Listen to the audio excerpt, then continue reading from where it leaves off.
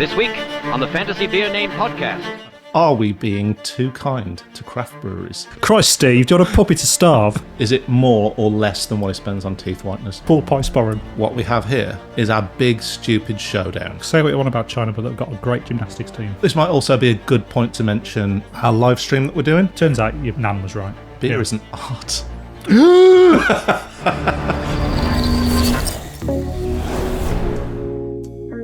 Hello and welcome to the Fantasy Beer Name Podcast, episode 15. My name's Chris. My name's Paul. And welcome. This podcast is sponsored by our friends at Mosaic Board Printers, Europe's leading beer mat manufacturer. Got some here. Paul, how are you? I'm okay. You're looking a bit pensive this evening. Yeah, I'm recovering from invasive shoulder surgery, so Yeah, just feeling a bit agitated. I've got a dodgy shoulder. I'm off the drugs. Yeah. Well, I mean, in life, but also because of my shoulder. And I kind of miss the co-codamol. they say that the drugs don't work, but They fucking do. they do. And Honestly, the best sleep I've had, ever.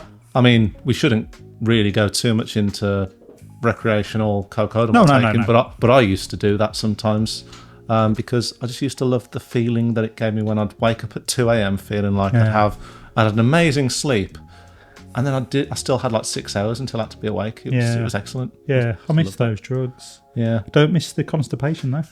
No. Anyway. Did you have to take any Senecot. Senecot. I did, yeah. Kept everything going. In order. Anyway, Yeah. got a bit personal already. Shall I tell you why else you think you're looking a bit pensive? Go on. Because tonight is what it is. It's the 5th of November. It is. It's two things. Yeah. Two things. One, it's bonfire night for us in there in the UK. Yeah. So if there are any periodic fireworks, we apologise.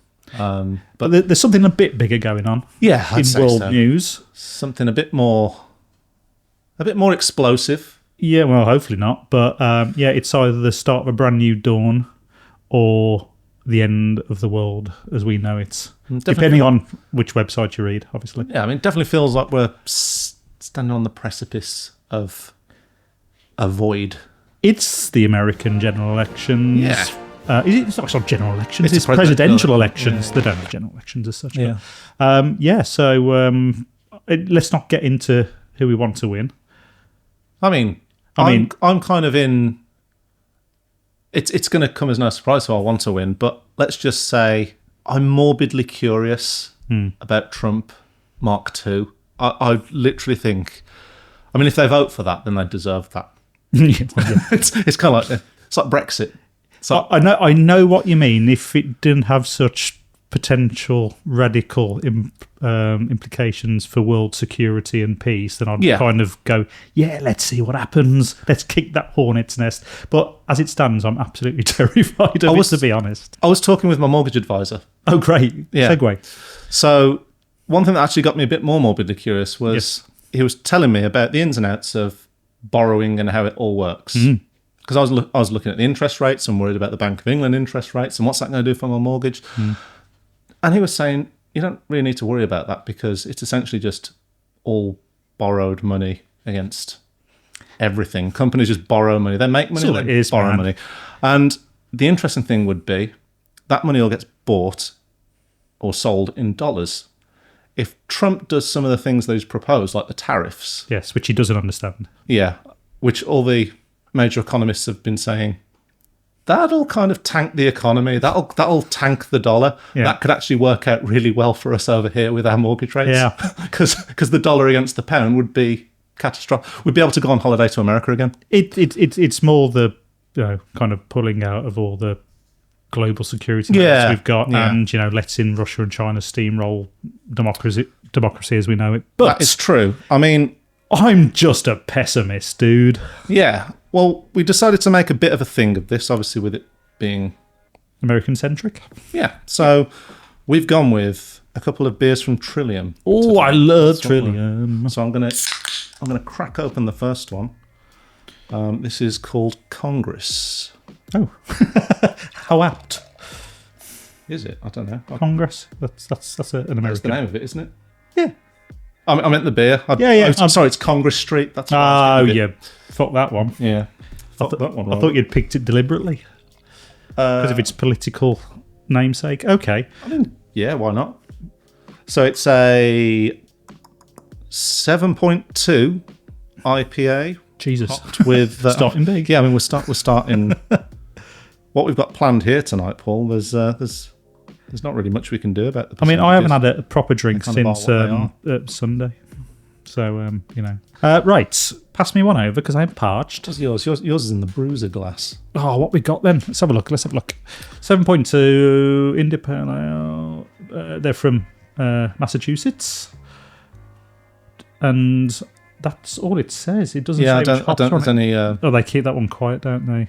Anyway, what I do know is Trillium are usually pretty special. So yeah, so good rocking. Good rocking, sir. Let's have a jump in. I mean, it smells Skittlesy, as you'd expect from America. That's Trillium. There we go. Yeah. Yeah. Okay. Creamy, sweet. I mean, the bitter as fuck. The colour of it just looks great. So yeah, good choice. That's we're going to get through a couple of American beers tonight. Actually, 3 American beers, and then we've got something else a bit later on, which should be a bit of fun. That's almost going to be like election centric. Yeah, I guess so. Yeah, I think so. Yeah, it's competitive if you squint. Yeah, it's competitive. Talking of squinting, I've now got glasses. You have got glasses. I noticed you look different. I don't necessarily need to wear them, although they have said you should wear them all the time. Oh, it's just I'm just like really hipster now. I can still see. But yeah, no. It suits you. Thanks, man. I mean, I had these 4 years ago. These actual glasses, I should have been wearing them for screens, and never did. I'll let you into a secret. Bought them, and after about 2 weeks, just stopped wearing them. I was like, oh, this is such a ball ache to keep putting glasses on. It's a real hardship. You won't be, you take that for granted when your shoulder's as fucked as mine. Yeah, I miss putting on my glasses with 2 hands for about 4 days. And then I went back a couple of weeks ago just because I was starting to get felt like my eyes were kind of imploding. Yeah, which I'm assuming is strain. It's horrible eye strain. Yeah. And I took along my glasses, and the woman was like, the optometrist was like, "Oh yeah, I'll double check them because it's been some time before you've been." I was like, "Yeah, but it's been 2 years now, hasn't it?" She went, 4 years. Yeah, and I was like, "Wow, okay." And you're blind in one eye. Yeah, pretty much that is it. Like that one, my right eye can see very fucking well. It can see. It just can't read anything. Nice. Which is which could be just good. Get rid of it. Don't need it. Just wear an eye patch. Yeah, cool. Yeah. Bring back pirates. That's the way they would have done it. Yeah. Rather than wearing a glass, or I could wear a monocle. Yeah. I could go. Is it Chris Eubank? Yeah. I could go full Chris Eubank. Get some boxing. I did some spectacular boxing with my monocle. Drink some New England IPAs. He was a pillock, wasn't he? Yeah, he was a good boxer though. Don't care. From what I remember. Or a monocle. What are we doing next? I used to like boxing because it was one of the only times when my parents would let me stay up until 2 or 4 a.m. Yeah. I'd never last till 4 a.m. Yeah. But I was allowed to stay up. I've never felt more grown up than when my mum and dad let me stop up and watch Hale and Pace on Sunday night. Yeah. Because that was on about 9 o'clock. Yeah. It was so late when you had school the next day. It was really rude comedy. Speaking of Sunday retro evenings, they're bringing out Bullseye, aren't they? Are they? Bullseye's coming back. Oh my God. Christmas. Yeah. Who's presenting that then? Oh, it's probably his name with the teeth. It's Freddie Flintoff. Okay, that works. Yeah. Making his return after the spectacular crash. Yeah. Good luck to him. I do like darts. I thought you were going to say Vernon Kay for a minute. I literally, when my mate told me that it's always Vernon Kay, I was like, I bet it's Vernon Kay. The modern celebrity northerner. Yeah. Or Raylan. Yeah. Is that his name? Rylan, yeah. Rylan. Yeah. Rylan, I mean, he's... What is he? He's on everything. And also, we do things at work for a modern major telecoms. Is he all over the corporate space as well? He does the events. He does the hosting for that, which I would love to just get hold of the budget and see how much we drop on that. I wonder how much. Well, not us. I wonder how much he spends on hair dye. Is it more or less than what he spends on teeth whiteners? Good question. Guess we'll never know. I guess we'll never I'll be know. honest with you, I don't care. No, that's true. Should we move on? We're throwing out the big questions. Yes. On the eve of this monumentous global event, we're asking the big questions. So, news from us is that we are now fully paid up members of the British Guild of Beer Writers. Yes, that puts an air of legitimacy on this. It certainly does. This nonsense that we peddle. Yeah, and it also means that we probably need to stop slagging off camera. Yeah, maybe. Yeah, no, we love camera. But if we did that, then we'd probably be criticised for not being critical in our journalism. Yeah, which is actually another thing that I want to talk about.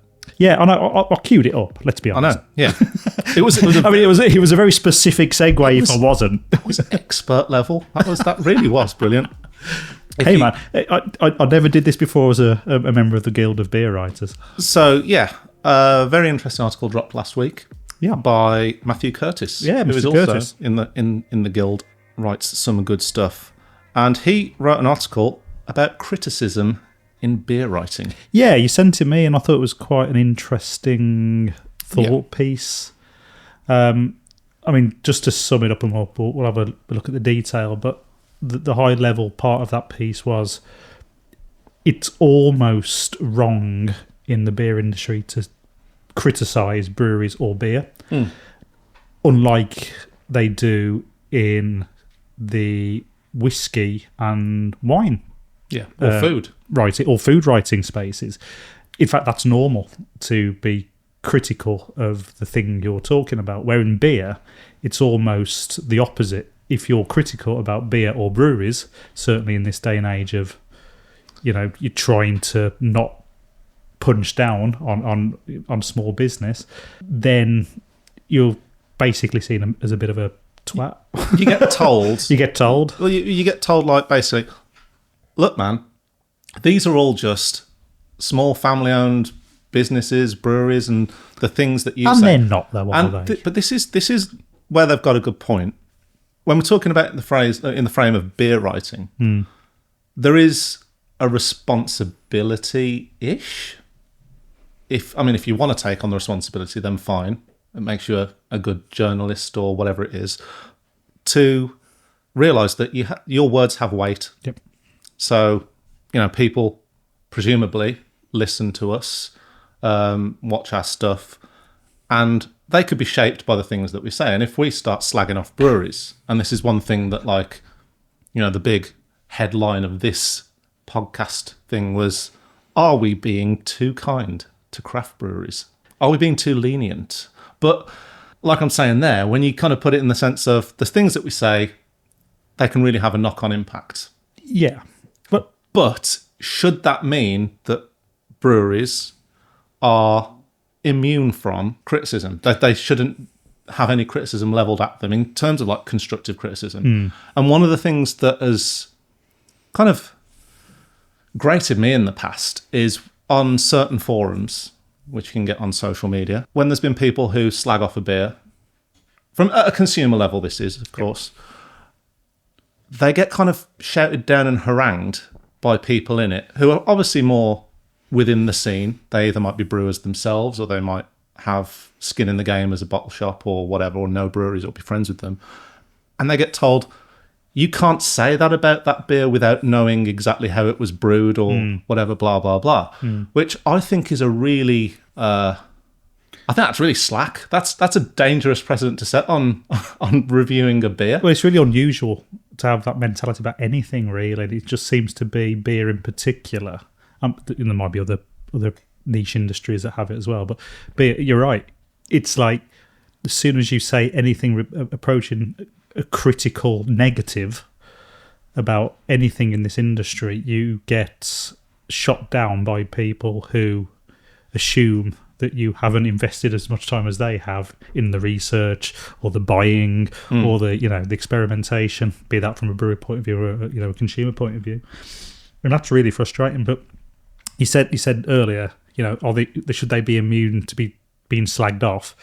Well, not immune, but we shouldn't be slagging people off anyway, regardless, unless it's to do with very particular behaviour or actions that they've made, which deserve to be slagged off. I think there's a certain phrase where it's like this is a poorly made beer. Yep. Which I think is fair enough. Like if you don't know how that beer was made, is it poorly made? But I don't know. Doesn't this kind of stray into the territory of being told, look, unless you've got a political major, then you shouldn't be talking about politics. I think that's what I'm saying. Yeah, no other area of interest is immune to criticism. No. So why is it so weird? Not least small businesses like bars, restaurants, who can get like review bombed on Google reviews or whatever, and that does have real impact on tap rooms or whatever. If someone goes on there and goes, 1 star, this place is shit, the beer is too expensive, and all the furniture's made out of wood and OBS. What? OBS? OSB? ODB. ODB.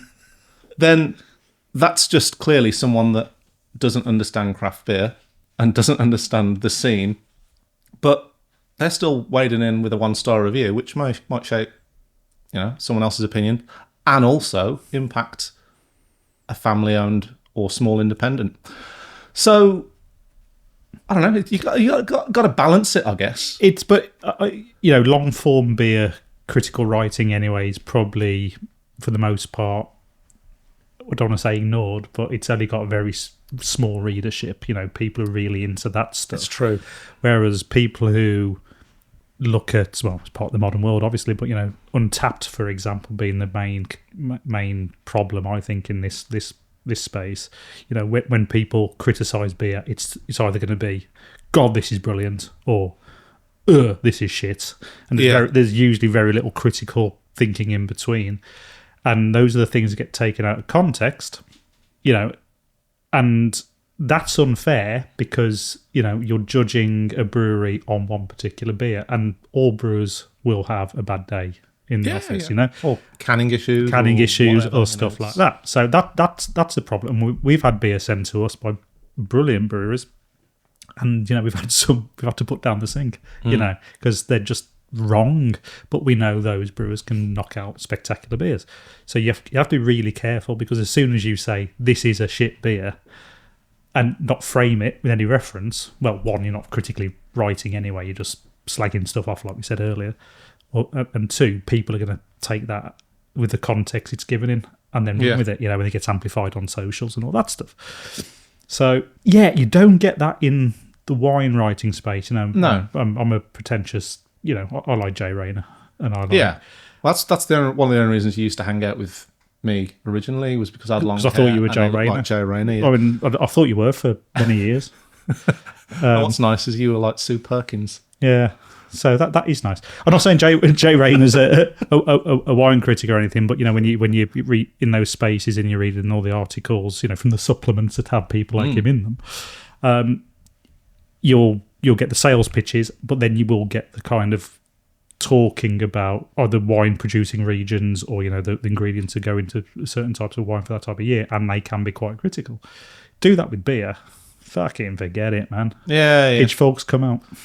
Yeah, that's true. Unless you're talking about British hops, and then everyone agrees you're allowed to slag them off for some bizarre reason, or unless you're slagging off Brewdog or Beavertown, and then it's game on. Another point that Matt makes in his article is that beer writing, you only ever really see criticism when it's levelled at someone like Brewdog, Beavertown, the easy whatever. marks. It's the easy marks, the ones that can pretty much just shrug it off, because I suppose a lot of it is down to the fact that craft beer is a scene, and when you're in the scene, you kind of have that it's almost like being in a club. You've got that level of protection, not like the mafia, not like being made, but when you do a Brewdog or a Beavertown, it's kind of like, well, fuck you, you're not in the scene anymore. And it's a small industry anyway, and it's kind of propped up by small businesses and constant startups.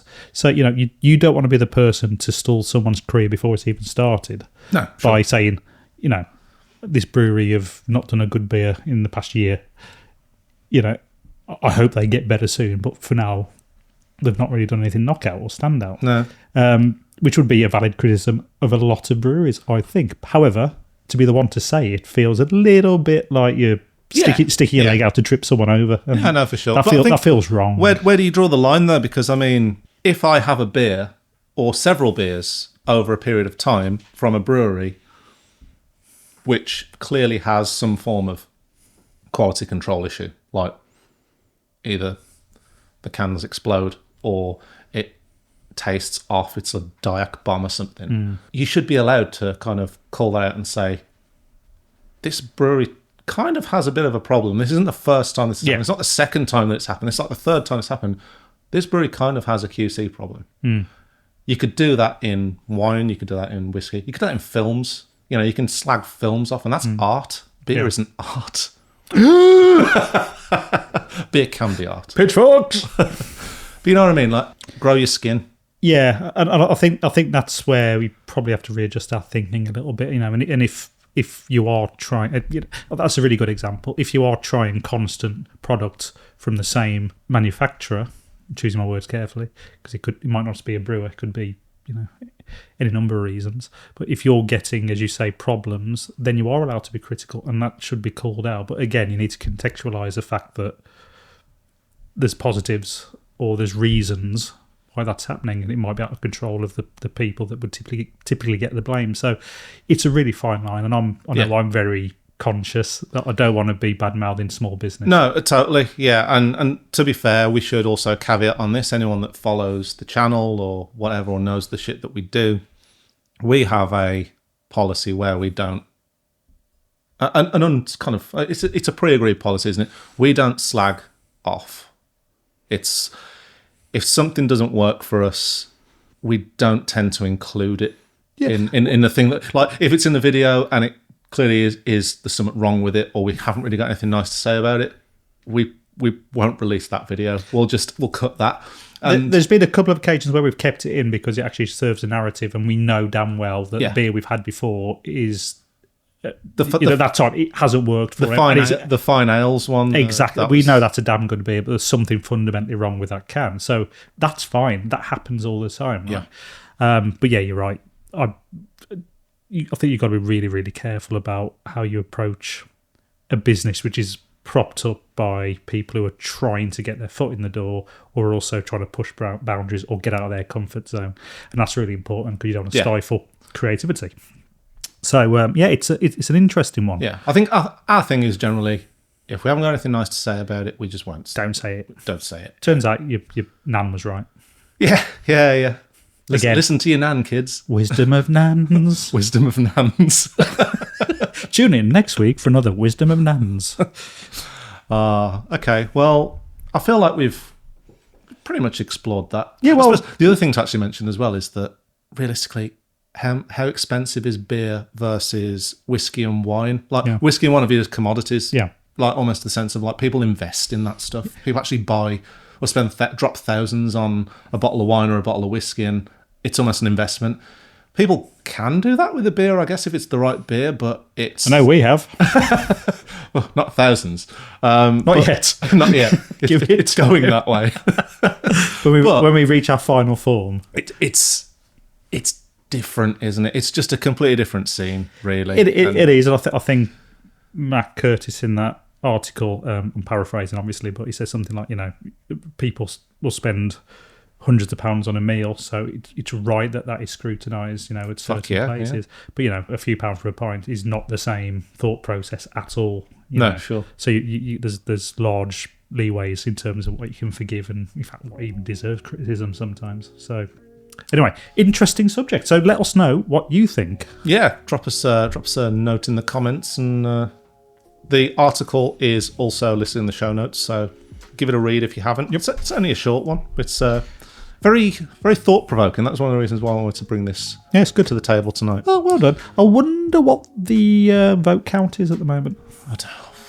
I bet Florida's just doing... Do you know there was around 60 million votes done before the actual voting period, so mail-in and advance voting. put that in perspective, there was only 150 something votes, 150 million votes last election on the of all across all the voting platforms.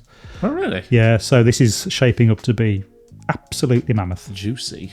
Yeah. Speaking of juicy, let's have another beer. It's another Trillium, Chris. So thanks for picking these up.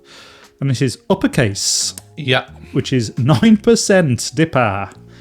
And I don't know why I'm looking at the back, because I know damn well they don't tell you what hops are in it. I love it when a brewery pulls out a DIPA that isn't 8 or 8.5%. They're actually knocking it up a level.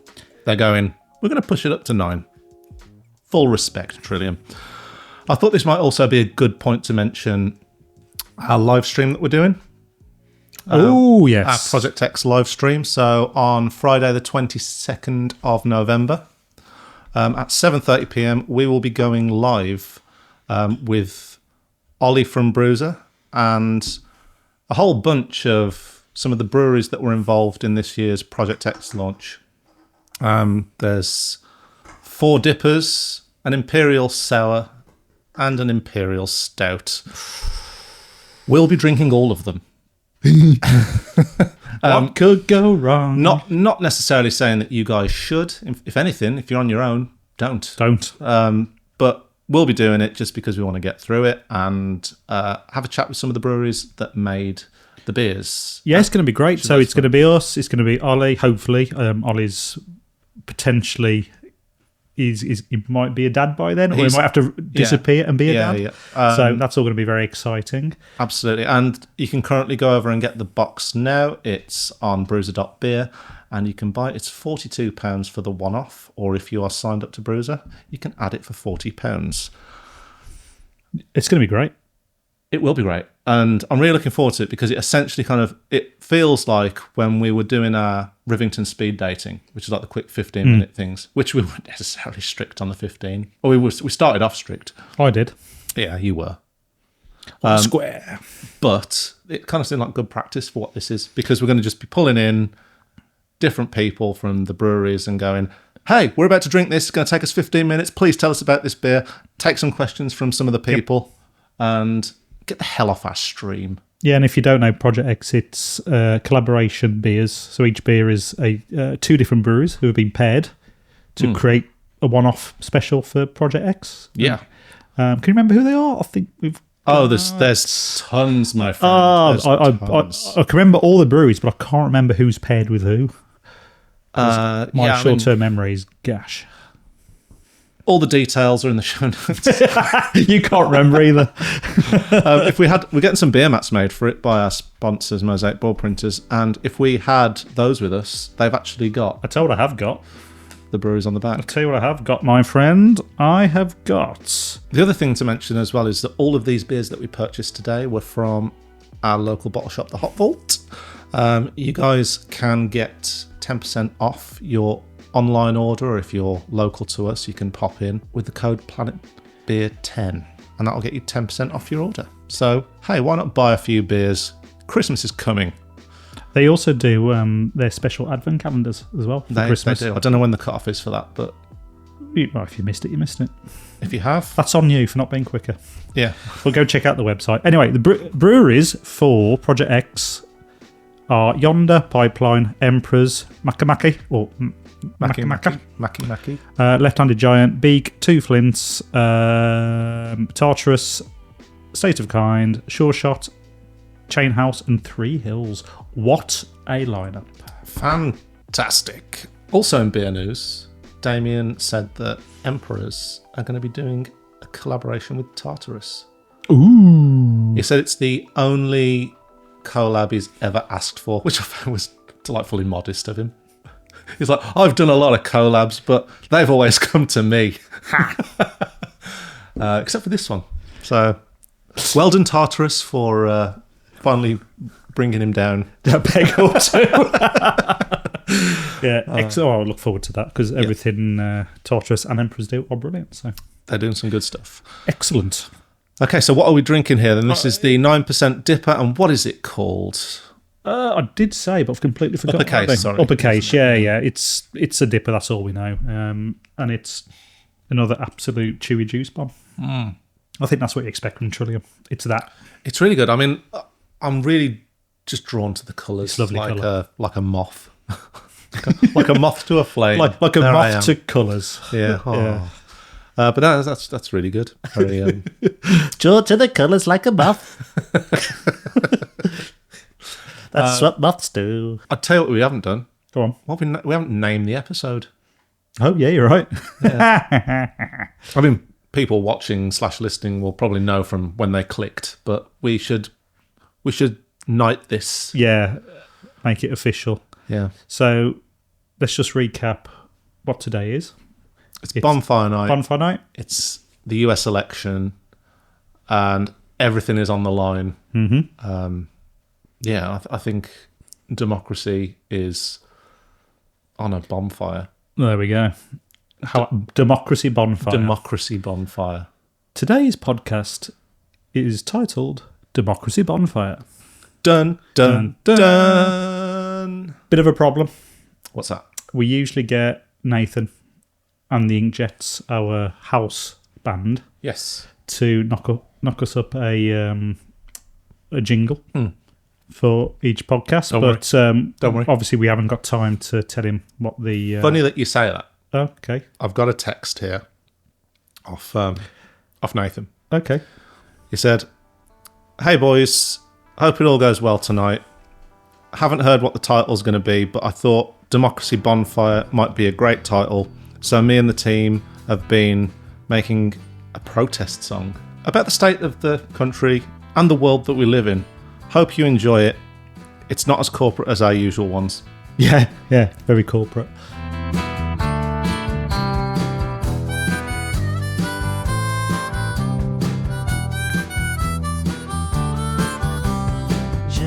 This is a democracy bonfire, busking the truth about devils and lies. Every cold ice drum cuts roadways deep in the land of the free. The devils don't lose sleep. Take a good look at the state we're in, but trade your soul for a vote and a win. It ain't red, it ain't blue, it's a black and empire, all just killing in a democracy bonfire. The lawman, he grabs Mr. Hop in the car. I say, for what reason? What is the charge? His hands have a freedom, oh, howl and a plea. It's freedom for them and it's change for me. In red and blue lights, I make my stand by the cruiser. No stopping me when I've been in a boozer. The lawman I see knows his judo well. Mighty fine headlock guitar and farewell.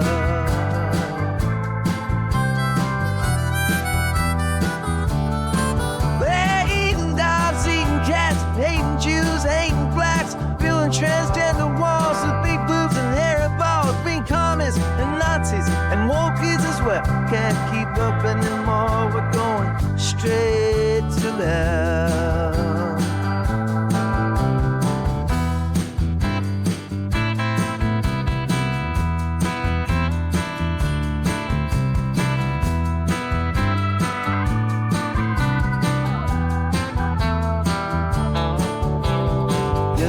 Take from my cold dead hands, these big mats made in a far foreign land.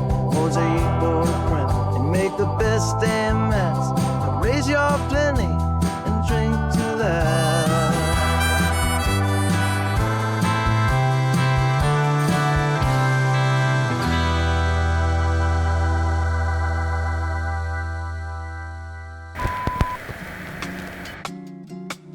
He's lucky he second guessed Democracy Bonfire. He always does. It could have been any combination of words. It could have been. He chose the exact ones.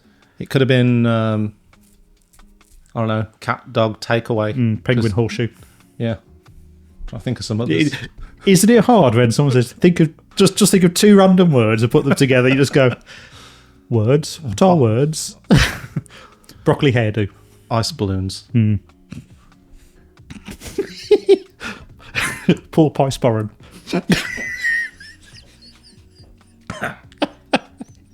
Yeah. Yeah, and that's usually how we come up with the beer name. The beer names, yeah, beer names. Pancake. Draft excluder.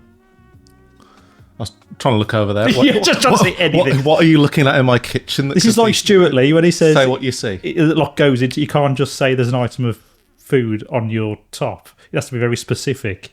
And it has to be the right type of top you're wearing. Otherwise, it just doesn't work. Speaking of which, I like your top. Oh, thanks, man. And that actually... Where'd you get that? Because I've got one similar. This is a little T-shirt that has all the beer styles that I could think of written on it. Nice. That's all of them. I ran out. That's what I get my daughter to do for homework. Yeah, I know. Write down all the beer styles that you can remember. To be fair, she's a lot better at it than me.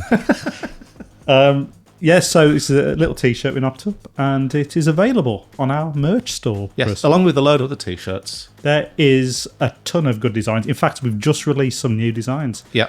To capitalise on the Oasis and Britpop renaissance. Capitalising on the cultural zeitgeist at the moment. So you've got Blur reunited last year. So we've got a Blur shirt. We got Blur, which says beer instead. Yeah, because we're that clever. We've got an Oasis one, obviously because they're apparently reuniting. I'd never heard of them. Yeah, and that says Ronk, so it's like Roncasis. No, we called it Ronkasonic. Ronkasonic. Yeah.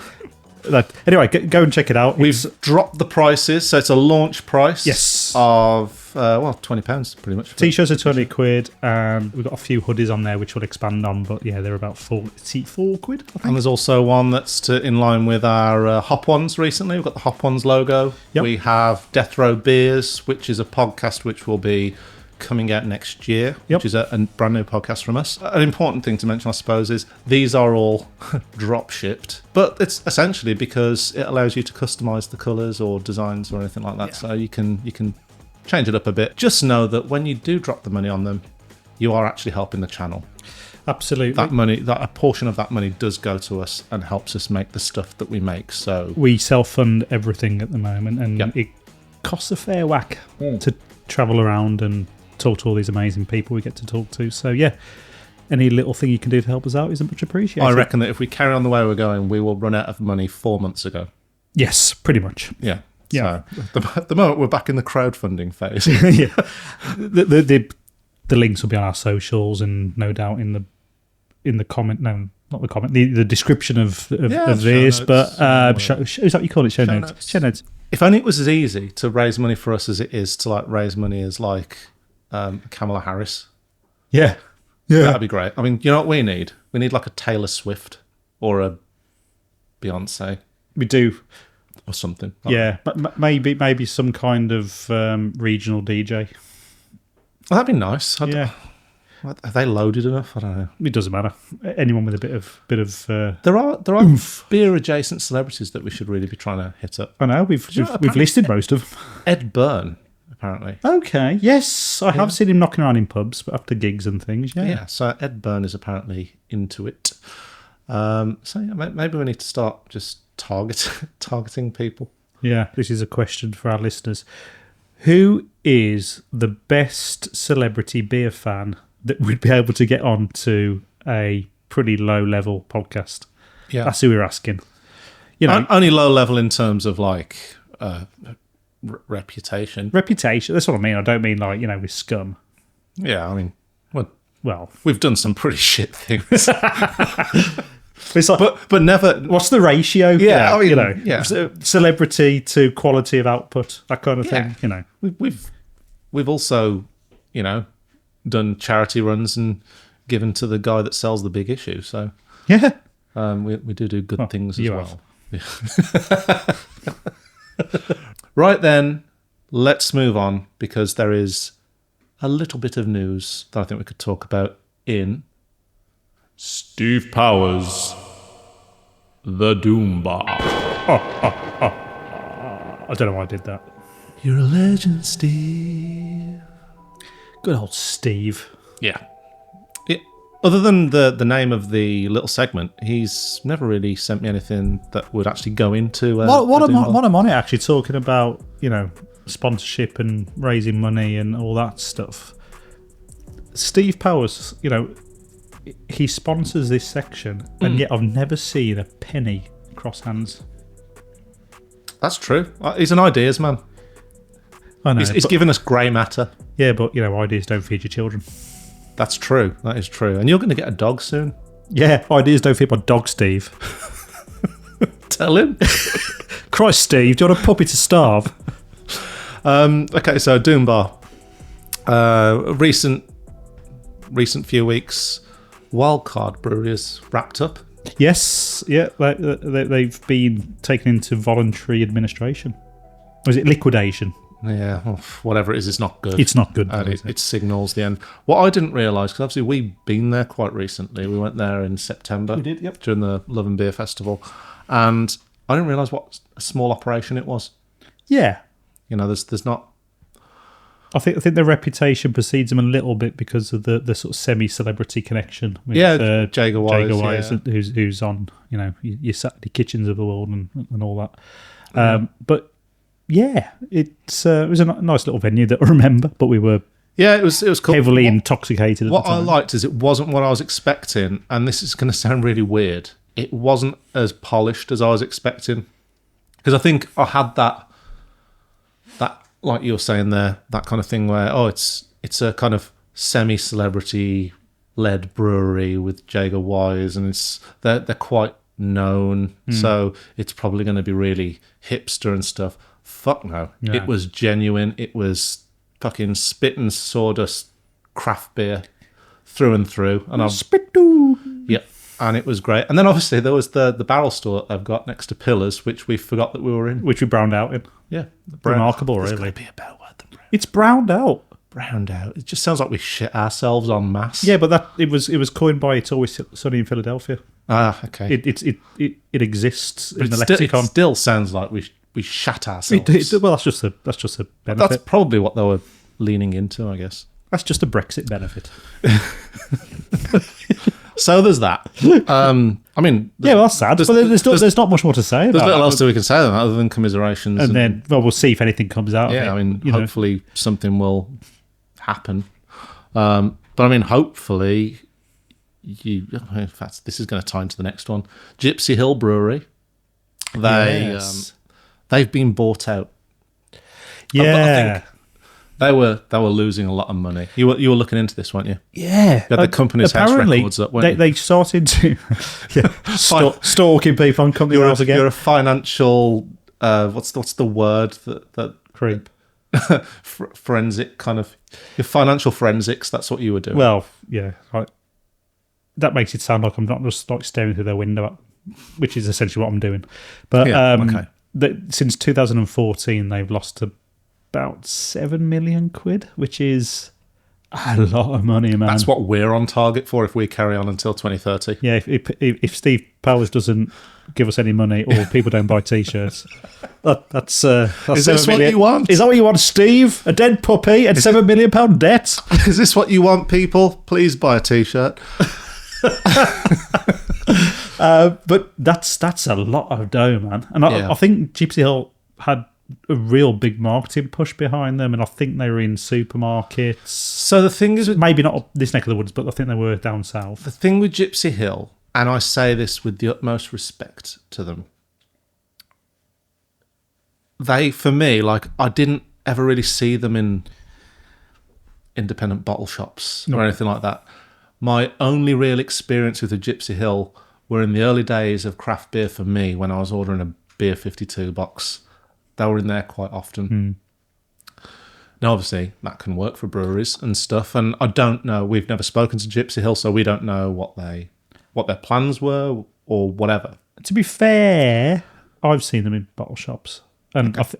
I'm pretty sure that Hall used to sell them at one point, even if it was just a very short amount of time. Hall is your bottle shop? Correct. Yeah. Was. Thanks for bringing that up. But yeah. I think they did, but I think they weren't as national as maybe their reputation down south would have led you to believe. No, that's true. But again, could be wrong. Maybe just the Midlands was a blind spot for them. I don't know. But they've been bought out by Sunrise Alliance. Sunrise Alliance Beverages. Beverages. Yeah, which that sounds sinister. I mean, sounds like Nice Corp. It sounds both sinister and just the antithesis of what craft beer is. Yeah. You know. Hey man, it's got Alliance in the title. Yeah, it sounds like a fucking just nondescript beverage company. It's almost like they like looked at, like what they're called, Asahi. Yeah, and AB InBev, and we're like, what would go down really well? What would really set at the stall for what we want to do? Let's call ourselves Sunrise Beverages Alliance or whatever it is. It just sounds to me like a company owns a chain of retirement homes. It's just that kind of, hey, there is that, yeah. Drop your boomer full parents round here. They don't own any of those, but what they do own is St. Peter's Brewery. Yes. So St. Peter's Brewery you can find them in all good supermarkets. They also own Curious Brewing down in Ashford. Yeah. And by proxy then, Wild Beer. Wild Beer, yeah. RIP, Wild Beer. Yeah. I've been to Curious Brewing last year and I was like, what is this? Because the brewery is absolutely huge, yet I've never heard of them. I'd never seen them, never heard of them. I was like, what the hell is this? That is weird, isn't it? Yeah. You get these huge tap rooms, and clearly they've got millions of pounds of investment behind them, but you've never, ever seen them anywhere outside of their radius of 10 miles. Do you know what was really funny as well? It was almost like they were trolling me because the whole thing is their logo is a question mark. And it kind of just fed my inner dialogue. I was like, this is like some weird Riddler's palace thing. This is a brewery. It's like if the Riddler owned a brewery, it would be Curious Brewing. It's like they're absolutely huge. What do you mean you don't know us? We're fucking massive. Everyone knows us. Are you an idiot? I had to look round. I mean, the tap room, I've got to say, the tap room was really nice. It's like finding out the Beatles did an album that you didn't know about, and you're like a massive Beatles fan. It's like, what the fuck's this? And everyone's going, well, it's the best album they've ever done. You go, I've never heard of this in the 47 years of my life. It's funny, there's a film, isn't there, that's about a guy that it's like in an alternate reality or something where he kind of sings Yesterday and no one knows what it is, and it's like the Beatles don't exist. Yeah, but the problem with that film I've not watched it, so don't spoil it. No, all it is, the Beatles don't exist all of a sudden, so he knows all their songs, but no one knows the Beatles. The problem is he hasn't got an eighth of the charm of any of the Beatles. And I'm sorry, even the dead ones. Even the dead ones. And I'm sorry, someone who isn't Paul McCartney singing Yesterday and then it being passed off as the greatest song that's ever been written is just fucking bullshit. Yeah. The whole thing collapses on that premise, really. Yeah. Anyway, Yesterday. Also reminds me of that. Fuck you, Danny Boyle. Do something good. That Limmy sketch where it's like the guy goes, wrong way, down a one-way straight. And the guy's like, what was that? That was beautiful. And then he ends up making a whole pop career and stuff off the back of just that one thing that he does as a joke. It's a brilliant sketch. I might even whack that one in the show notes because it's so funny. Yep, why not? But yeah, so my point was, deviating back to that, they've been bought out by those, and I'm not really sure what to think of it. What are they after? I don't know. I mean, what must Sunrise Alliance Beverages? What do they want? I don't know. Maybe these are the sort of people that we could perhaps try and invite on and just talk to them about what do you make of the craft beer scene? I reckon, what's your? What? I reckon if you look into them, they don't even exist. Do you reckon? Yeah. It's like they're so shadowy. There's loads of offshore accounts and filtering of money from one location to the other. Oh my God, it's Brewdog, isn't it? Do you reckon Brewdog have set up their own alliance? To start taking down small independent breweries. And there's going to be a day, probably when Donald Trump gets re-elected, when suddenly those breweries all start just brewing out MAGA IPA. Yeah. Or something. Oh my God, it's all suddenly, connected. Yeah. It's like a plot from The Boys or something, isn't it? Yeah. Oh my God. It's all connected. Yeah. God, this is terrifying. So anyway, Sunrise Alliance. What are you after, Sunrise Alliance? We don't trust you. Let us know in the comments. Okay. Yeah, Sunrise Alliance. Let us know in the comments. Let us know in the comments. Okay, that moves us on to the next, the next bit of fun that we've got, which is our very own election. Good one. But the problem is with that is we're the only two judges of it, really. I think that's how it should be. I think that's how all is that a democracy should just fair, work? successful, independent election should be judged by two people. I mean, isn't that pretty much how, like... And they're both on opposite sides? Oh, that doesn't work, does it? No. It's pretty much how China runs. Don't worry with voting. You don't need to vote, but we've just got a committee that basically just decides everything for you. All you need to do, stay in your lane, keep being good serfs, and we'll decide the rest. Look, say what you want about China, but they've got a great gymnastics team. That's true. They always do well in the Olympics. Okay, so Paul, this is what we're doing now. Oh my God! A setup. What we have here is our Big Stupid Showdown. This is going to be good, man. So, Verdant have brewed a beer 3 times in the past, I think, called Big Stupid Westy, which is their take on a classic, big American West Coast style IPA. Right? This year, they've decided to double down on that and do a Big Stupid Hazy version. Hooray! So, West Coast and a New England IPA version. The twist here, I think, is they're brewed using the same hops, except for one extra one in the Westy, which I think is a Chinook hop. That's right, yeah. So, and that's obviously going to give it more West Coast vibe to it. But you told me something quite interesting earlier, which I didn't know at all about the hops. So, give us a lowdown what hops are in there and explain that. Explain yourself. I will. Okay, so yeah, in Big Stupid Westy, obviously, like you say, it's been brewed before, so this is V4.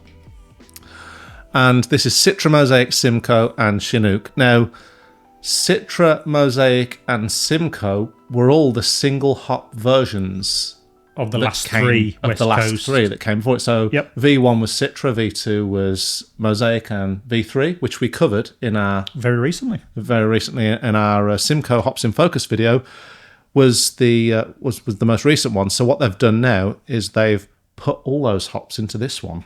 Oh, look at that. And obviously for good measure, I think, obviously to make it stand out perhaps a little bit, because like Paul said, they're both rocking the same 3 hops. They've whacked in a bit of Chinook as well, which I think will just give it that Westy edge to make it stand out a little bit. I'm just waiting to open the Hazy version, because you're pouring that and that looks good. It looks great, and I'll tell you what, it looks like they've learnt some lessons from their previous one about the colour and the haziness of it, which we'll talk a little bit about in a minute. But yeah, just a quick little thing about this as well. We should expect pine sap, grapefruit, and big resinous aromas, because, well, that's just what a Westy should be. How strong is that?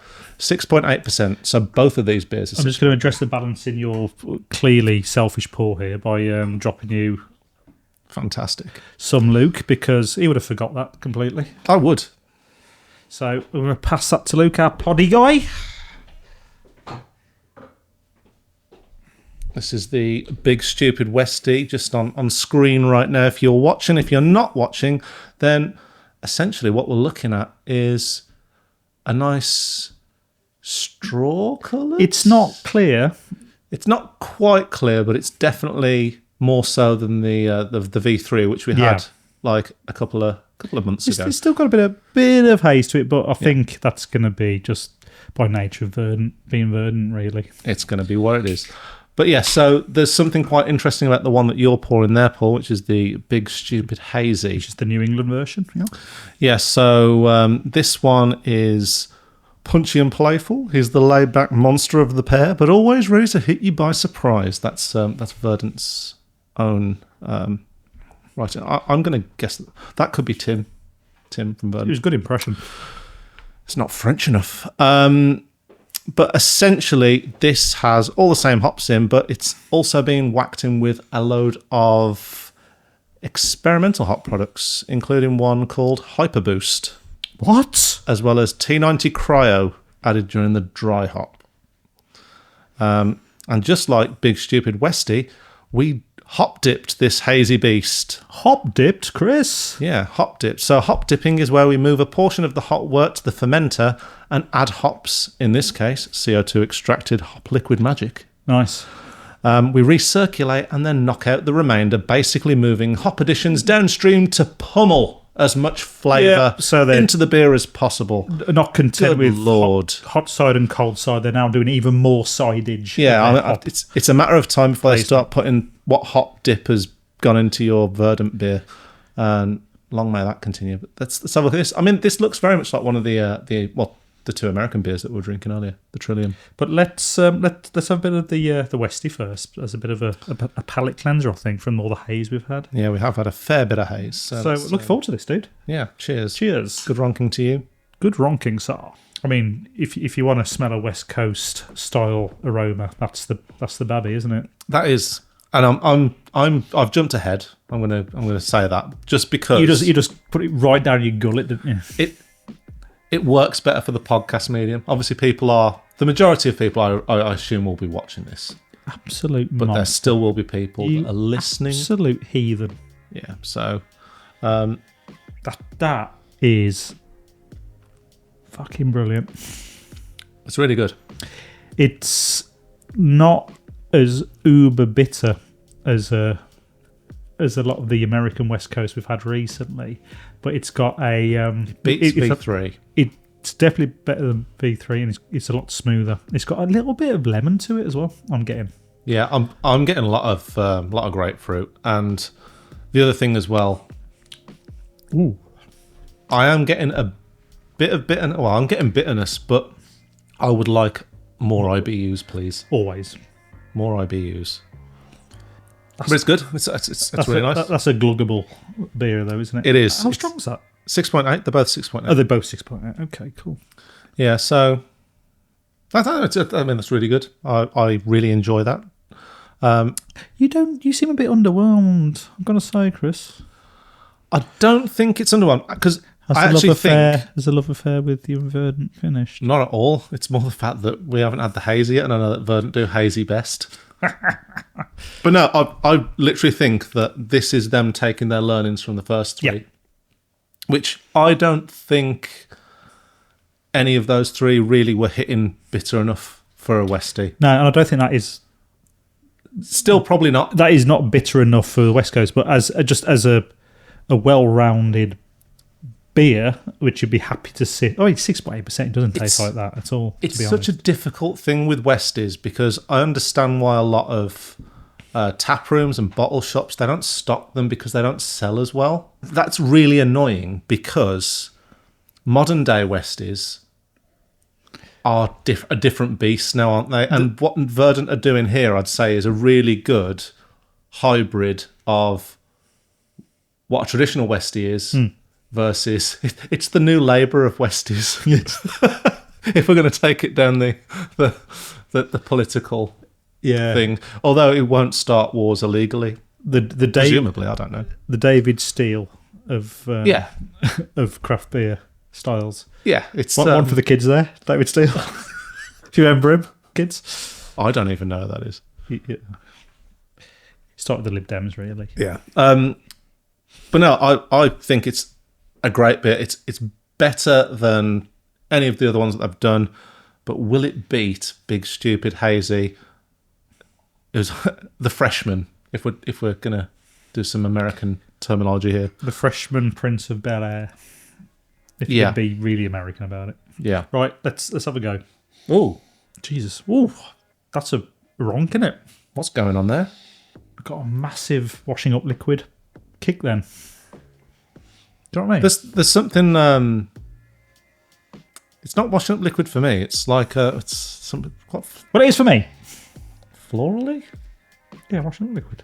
Maybe. That's floral. Well, if you shop at Waitrose, it is. Yeah, I don't. Right.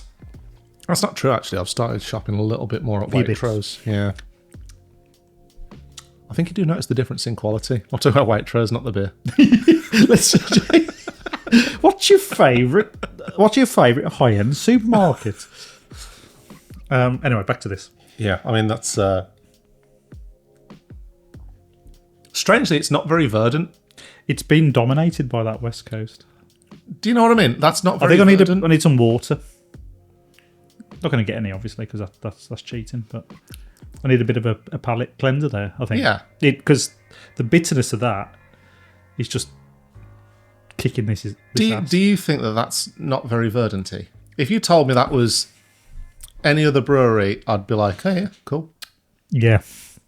There's something strangely missing about it.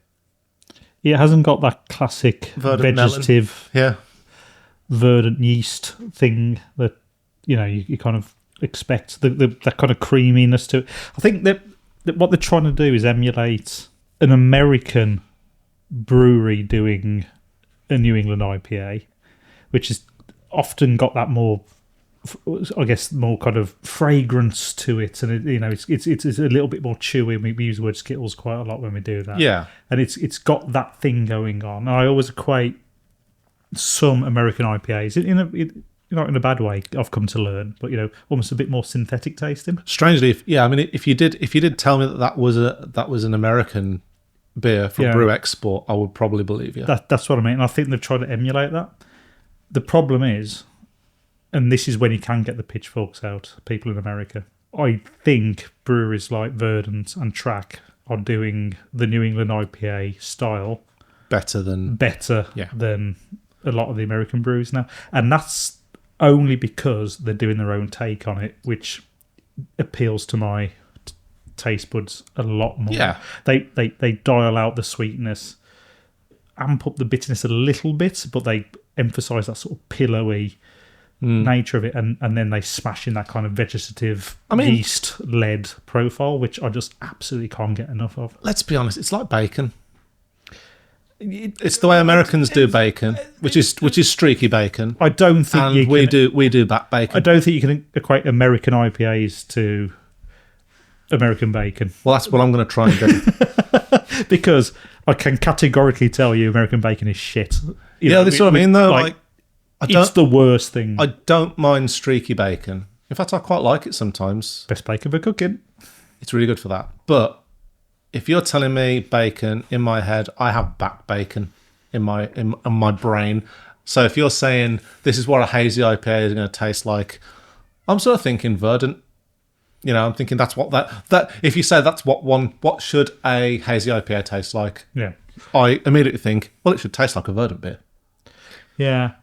That doesn't taste like a verdant beer to me. No, it does, and maybe that's what's playing with our mind a little bit. We're kind of expecting a big 6.8 verdant. It's a great beer. It's a great beer, but I mean, have they nailed the brief, which is an American style New England IPA? Yeah, I mean, if that's the brief, yeah. Have they nailed the brief of an American style West Coast? No. That's my take on that. But we've had Pliny recently, and Pliny was probably similar to that, but it was only a little bit more bitter. Yeah, but I guess Pliny wasn't as bitter as I was expecting it to be. I was wanting it to take my tonsils out. Yeah, I kind of disagree. I think the Pliny had mellowed it quite a lot. But when we tried Pliny again the other night, unexpectedly out of the blue, it knocked my socks off. That did. I thought it was fucking sensational. You're right, though. It wasn't the kind of in-your-face bitterness, but Pliny's kind of lured it onto its own a little bit. The hoppiest beer I've had from America was, and this is going to be good because I can't remember the name of it, but it was one of the Alchemist ones that you got that isn't Heady Topper. It's not Focal Banger. It was one of the other ones. Oh, crikey. And I just remember having that one. I was like, fuck me. I don't even think this is supposed to be a West Coast, but this is just a through and through bitter IPA. Yeah. And I loved it. So I can't remember what that one's called. I'll find out in time. But it's a really interesting experiment, this is. And I think they've done some really interesting stuff because it's making me think a lot.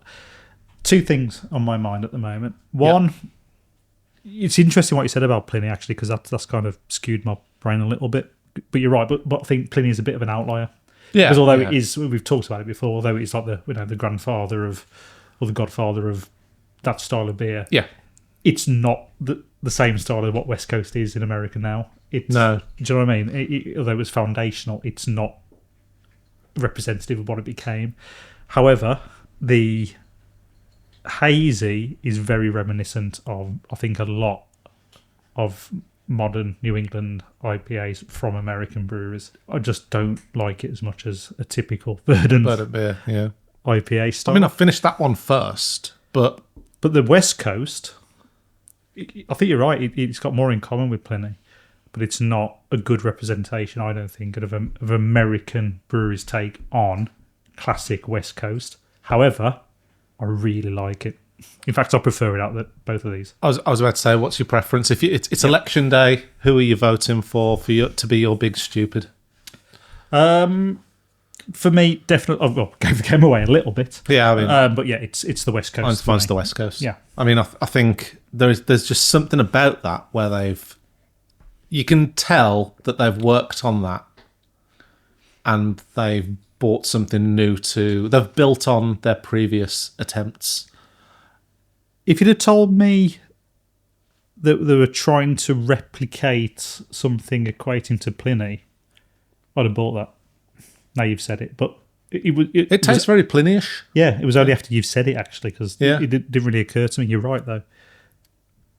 Ladies and gentlemen, if you can't afford £24 for a bottle of Pliny the Elder, then buy Big Stupid Westy, because for me, that's pretty damn close. How should we finish this then? Shall we finish this with I'll tell you how. Shall we finish this with a big American stout? Yes. Because what I have here, my friend, is Allagash Gatherwell. So as soon as you said that, I started to choke a little bit and then try and sneeze, and my face just did this, and I sort of collapsed into myself like Yoda when he was dying. Apologies for that. Anyway, say that again. All I can say is, if you're listening and not watching, you're missing out. Actually, this cardigan could pass for a Yoda. A Yoda, the kind of all we need is a couple of Yoda ears on your head. a couple of Yoda ears. 'Cause, yeah. Yeah, I think Yoda was grey as well. he was green, famously. The hair. Yeah. yeah. Okay, yeah, grey hair. All right, fuck off.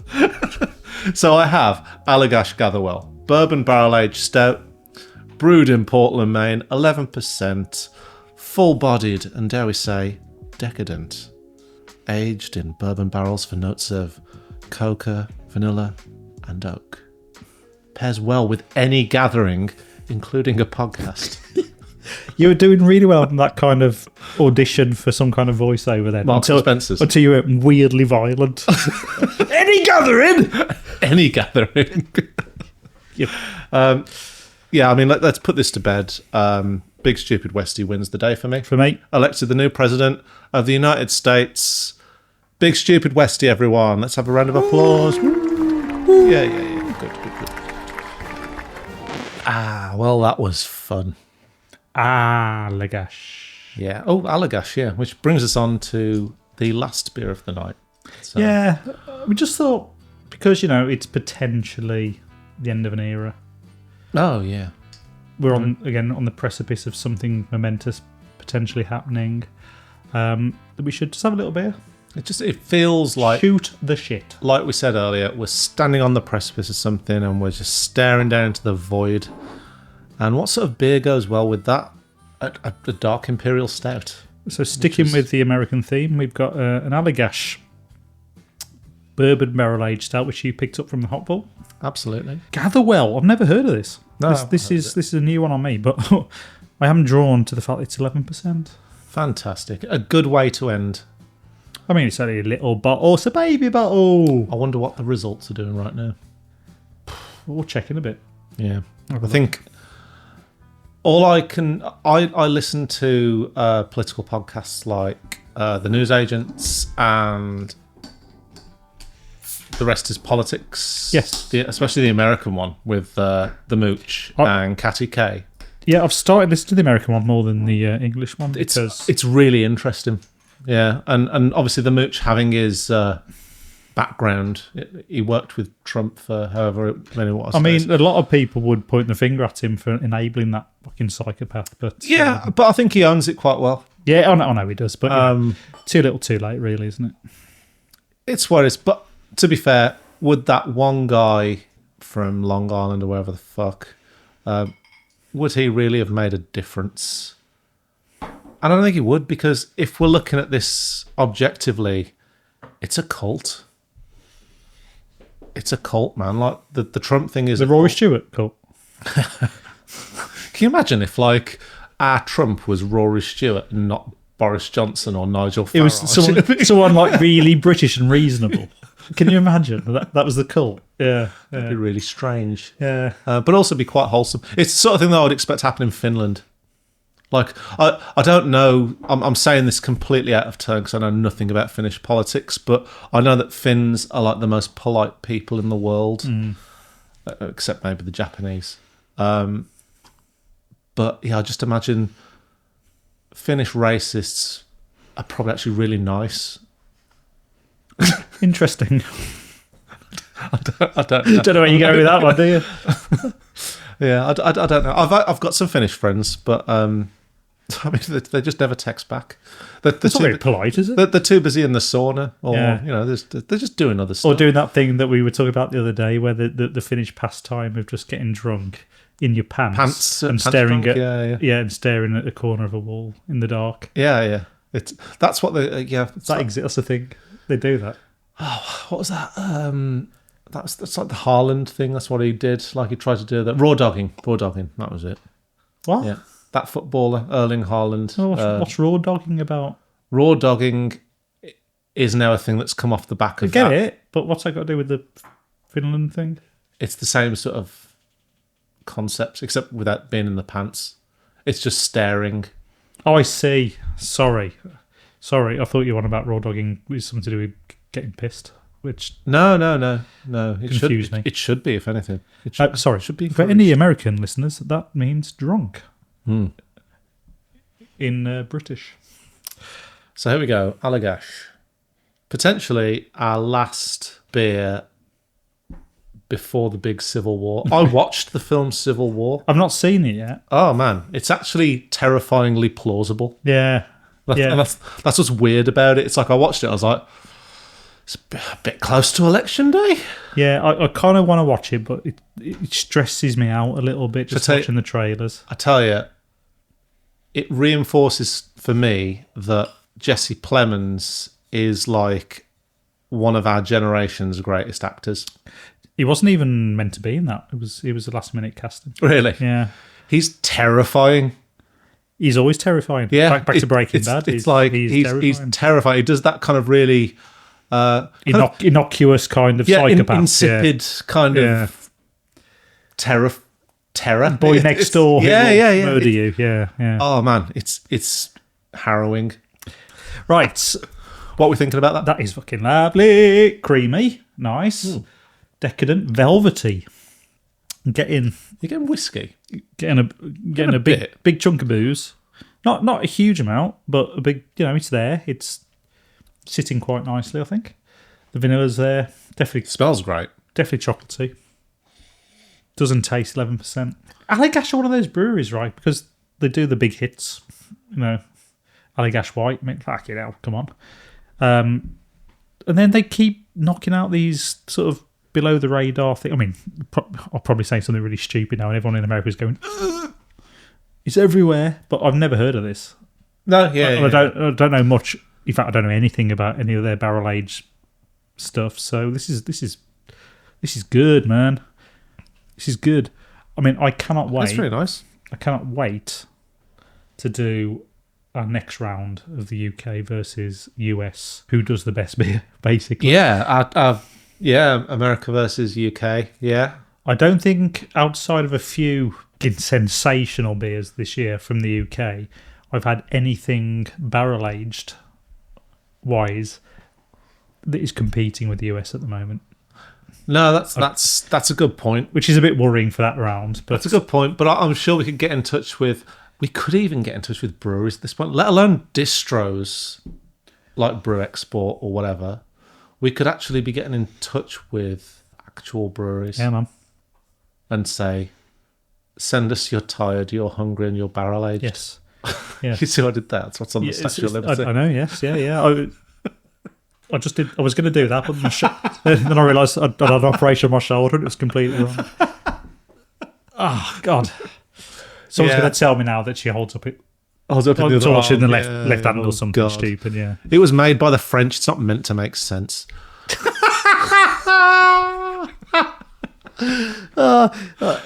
Chris is just getting ready for a Trump win by an absolute. You know, I've actually got £26 on a Harris win.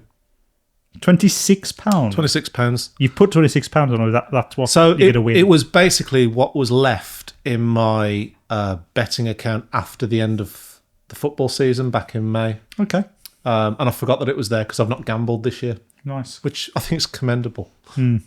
Except for with your liver. Yeah, I've done that. Yeah. But yeah, I saw it in there. And I don't know, man. Like, if we're going to just touch slightly on it, I know that as of last week, everything all points towards, all the betting markets are pointing heavily towards Trump and that. And there's a thing called poly markets, which the Mooch talks about quite a lot in The Rest is Politics. And he talks about that and says that this is where, like, it's usually follow the betting markets, not the polls. But that only works if you don't have billionaire mates of Trump dropping a couple of mil on him to skew the odds, because it's like a psyop. It's like a tactic to make it seem like it's almost like a foregone conclusion to try and make people think on the Democrat side, it's not worth it. This is literally going to happen. It's just the perfect game of capitalism. It is. It's just a massive circle jerk of it's now just sport. But this is where it's going to get interesting, because the reason why I had that, usually I famously always bet on the thing that I don't want to happen, because worst comes to worst, I've got a couple more quid. So I bet on Brexit being a thing on the eve of Brexit. I see what you mean. So I bet on Trump before. Yeah. Bet on Trump last time, but Biden won. But this time I've bet on Harris, just because I was like, none of it makes any sense. Like, the numbers don't seem to add up to me. Now, I could have egg on my face tomorrow, but then that's only going to be because of loads of other stuff, like all the other pollsters and shit getting stuff wrong. But I don't know, for me, I'm just like, it seems like they're underestimating how pissed off women are in America over shit, and they're also relying on young lazy white dudes getting out and voting. That's Trump's base, and will they? I don't know. We'll see. I could have egg on my face tomorrow. There's so much information at the moment. I mean, this is that. If there's ever been an example of how the war of the media, and especially social media, has, pushed the boundaries of modern warfare in a completely different direction to what we expected to happen, 40, 50 years ago, then this is it. The echo chamber, that's unfair, not echo chamber, but the algorithms and the interests you follow will be dictating the kind of message that you're going to get, because, if you're on Reddit, like I am actively on some kind of political stuff, it's too close to call, and everyone's saying, how the fuck is this actually happening? This is beyond ridiculous that it's that close to call. Flip the switch and look somewhere else slightly outside of that, and then it's, Harris is not massily in the lead, because I don't think that's going to be a thing this election at all, but she's smashing it, in all the classic red states. She's taken over all the rural places, which you would never expect to flip in a million years. And then you go somewhere else and it's the complete opposite. Literally the complete opposite. But they all pay for their own polls, right? Yeah, but that's the point. Why is there so much investment in amplifying that noise in the circles that the noise doesn't need amplifying in the first place. That's true. People aren't being drawn in from other areas going, oh, I'm going to go and, go to some massive conservative, mouthpieces and just sit there for, the next 2 years and wait for someone to tell me otherwise. You're not. Your confirmation bias is real. You're not interested in that. And actually, discourse is long gone anyway in that circle. So what's the point? And you're right, and it all comes back to where's the money going? Where's who's betting on what? Who's running the polls? Who's running the spreads? Across political or sporting bets, or all this stuff, and it's just fucking exhausting. And the problem is with American politics, although it is endlessly fascinating, is there's never any focus on policy or doing anything. No, it's just 24/7 from the day you lose or win to the next cycle. Yeah, I mean, and then you're just campaigning. You know what annoys me about the American system? And there's just I don't even mind that they've got the electoral college system or whatever, that's fine. But the one thing that I think is the most likely to hold them back in any progress is their Supreme Court system, where you get a justice for life. Like, literally, those people literally serve until they're dead. Yeah. On those 9 people, and they can be picked by the sitting president at the time, and of course usually the president, but as Trump showed last time, it doesn't matter about that. Your president has to be, sort of moral fibre. Yeah, to work. Yeah. It relies on the idyllicness of it, and it don't work that way. Checks and balances, my friend. Yeah, man. I mean, that's what has kept control in America for many, many, many years, certainly in all my lifetime, the threat of checks and balances. The second it took someone with the guts to prod that and threaten it, it's all collapsed. Yeah. The sham nature of that has just been outstanding to see, burn over the past decade. I think that's the thing. I think a lot of people think, and a lot of these Trump voters and whatever, and I don't care. There's going to be lots of people that vote Trump for their own reasons or whatever. And I certainly don't think that everyone who votes Trump is a racist at all. But I think there's this naivety. Most of them are idiots. But there's this naivety that because Jan 6 didn't really go ahead as Trump would have wanted, that's almost like it's the safeguard. It's the bulwark of democracy. It's still there. It's the wall. And it wasn't like 3 policemen fucking, yeah, standing in the way.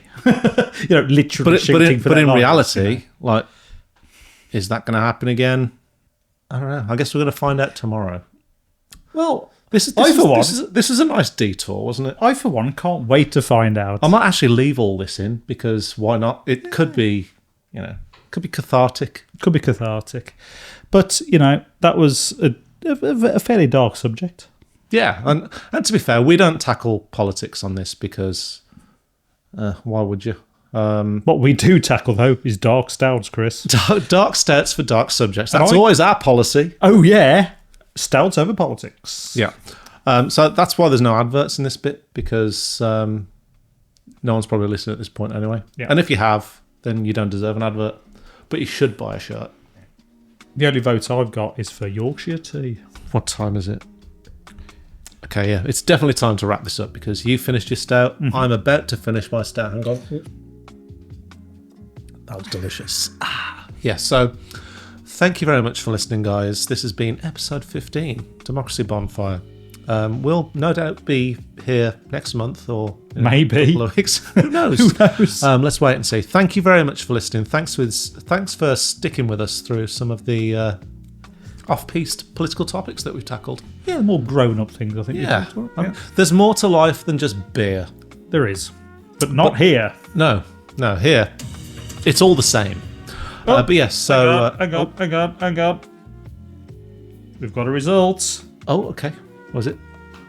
The winner is... The Fantasy Beer Name Podcast is brought to you by Planet Beer TV. This episode was recorded by Luke Bartlett.